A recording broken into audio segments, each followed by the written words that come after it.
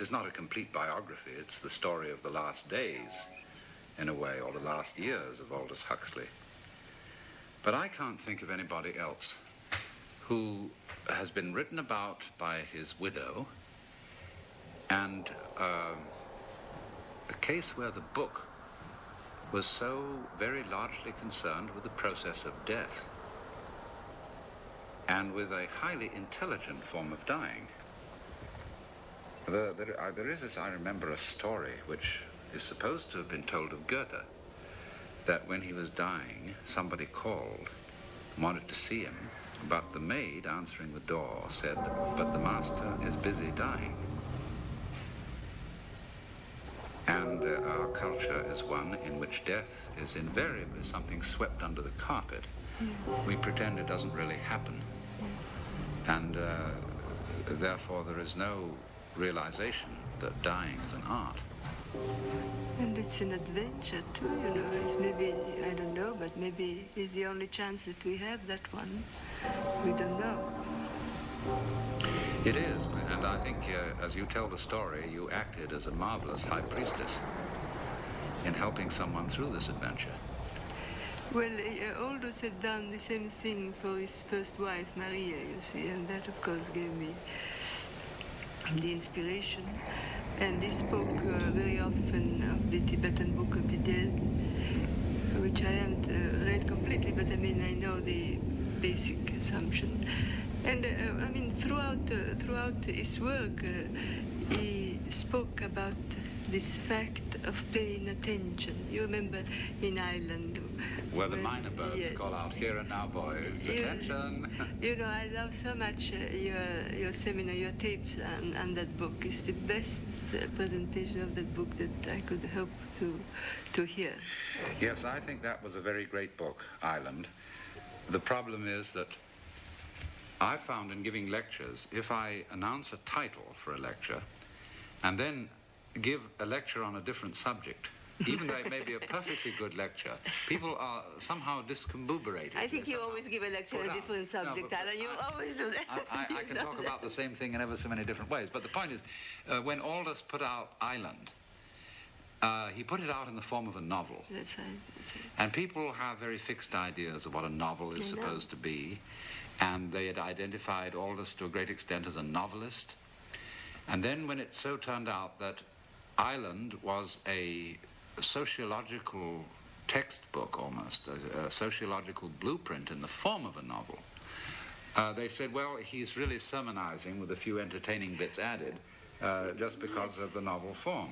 Yes, I mean, it would have really, I think, been better if he would have written it straight as a manual for living and loving and dying, because then it wouldn't, the public would not have expected a novel, which apparently, as a novel, it's not at its very best.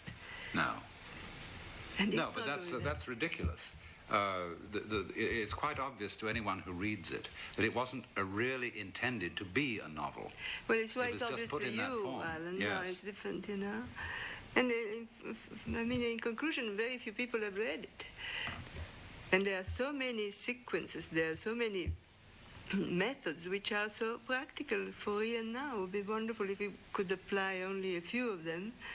We would all feel better. You know, I have really sort of a crusade against useless suffering. And in that book, there is so much about suffering which is not necessary, it's not creative, it's just nothing. It doesn't bring any enlightenment, any compassion. A great number of young people are reading this book today. Good, yes.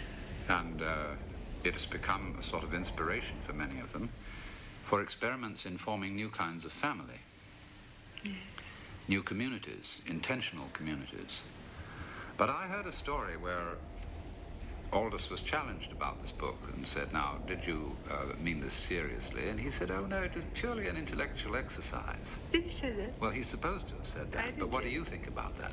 You were with him while he was writing. Well, I think exactly the contrary. I don't think it was an intellectual exercise. I mean, he might have said that as a joke, yes. But he really, every sequence in that book, every method, every recipe, if you like to call it that way, is something that most of them, at least, he experimented himself in his own life.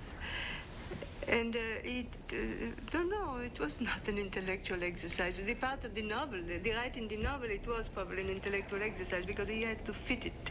No, I realize that. Yes, but... Aldous also once said, when you are with savages, don't fool with them because you will end up in the cooking pot. And therefore he used to know how to be very perspicacious and tactful about his public relations. But you know, a thing that has often occurred to me is that Aldous Huxley was one of the most highly educated men I ever ran into. When you study the field of his interests, the scope of his interests, especially as revealed in his essays, he knew a great deal about the history of art, an enormous amount about the history of science and technology. He was fond of the theater. He knew about music. He had an encyclopedic mind, and he carried all this with a lovely urbanity, so much so that I think a great many people simply didn't know how to understand him because they weren't well educated enough. That's right. The frame of reference was enormous. But for instance, I can tell you about music. I am a violinist. I've been trained as a violinist. Has been the major work in my life. And one time he mentioned a concerto, a Viotti concerto, that no one knows except violinists who had to study it, you know, to work the technique and so on. And he knew this Viotti concerto. It was absolutely extraordinary. He knew as much as specialists, really, in their field. And then, of course, he could correlate all of this. And in this utopia, in this island, he wanted to put everything in, you know, all the chemical study, all the progress in pharmacology, and make it into a concrete mysticism. Well, I think he, along with that, you see, had the difficulty of living in a country where that sort of highly cultured intellectuality is envied, and because it's envied, it's put down. People used to circulate stories, for example, that before going to a party, Aldous would read in the Encyclopedia Britannica everything that it had to say on the letter P, the origins of that. And then he would subtly move the conversation around to where the letter P in some way became important, and then would proceed to be completely encyclopedic upon the subject. You know, before going to a party, Aldous only discussed what I was going to wear and how he liked it and this and that. Well, I think that sort of story expresses the envy and the resentment which people feel for such high culture. But I don't think he was aware of that. Really, he would have been very amused. I never saw, in all that I knew of him, any kind of awkward self-consciousness about these things. He had a kind of reserve, which is very natural to Englishmen of his upbringing. A lot of people, for example, I had a rather similar upbringing, and a lot of people think that I'm a bit isolated and difficult to reach, when it isn't that at all. It's really consideration for other people, fundamentally, which makes English people reserved. We don't want to, you know, throw ourselves at everyone. And so it's very difficult to transplant yourself to the United States, where that's more or less what you're expected to do. Yes, and yet with that upbringing, you know, he would live very much in the American way and enjoy it. You know, I said in the book, we were married in a drive-in chapel. Well, now, less English than that and less Italian than that, you can find it. And he enjoyed it, and I enjoyed it very much. And he did all the things that were done in America, you know. He didn't try to transplant his own way of living here. Yes, but of course there is still a fundamental style of life. Oh, a style of life, an inner style, yes. That's an inner style, exactly. Yes. Oh, yes, very much so. But I mean, he would, if I was not there for lunch or something, he would make his own lunch very well. And this is rather You mean he American. was a good cook? Oh, yes, he was a very nice cook. He particularly liked to make soups.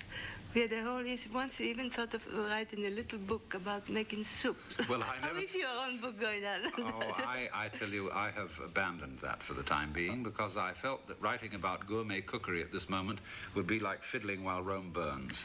Well, so what are you doing about Rome? I'm writing a book instead about ethics called The Rules of the Game. And I think that's an extremely important subject for young people. Oh, yes. And as you see, in the same way, you could say from a certain point of view that as his life went on, all of Aldous' books became more serious, or I would prefer to say sincere, and concerned with profound matters. And this is what you're doing. But you know, there's critics have tended to say about the later work of Aldous Huxley, which begins with a book called Ends and Means. I remember reading an article by Charles Savage in the Sewanee Review some years ago, discussing the change in his work, and saying that we are really seeing two different sides of the same man. He pointed out that Aldous is at his best when he is destroying, when he is satirizing, when he is poking fun and contempt at various things. And so in all his early satirical novels, he proved himself to be a master of this. Now, said Savage, he shifts to a certain kind of mysticism. But the message of this mysticism is really the same as that of his earlier novels. Namely, that the human world, the world of personalities, the world of differentiation, the world of multiplicity, of nature, is really fundamentally contemptible, and should all be dissolved in the undifferentiated aesthetic continuum, in the Brahman, in the Ungrund, in the what have you, you know? Oh, goodness, interpreting is a terrible thing. It should be one of the great crimes. Isn't it? Because I was astounded. Really? I mean, how can one come to such a conclusion after all that it tries in every paragraph, you know, to say the importance of each person, of each thing in nature, even of things as such. But he saw that. But these people can't see that he saw it. You see, I had met Aldous just about the time, just a little before I read that review, and that was back in 1947. And he had then written Grey Eminence and The Perennial Philosophy.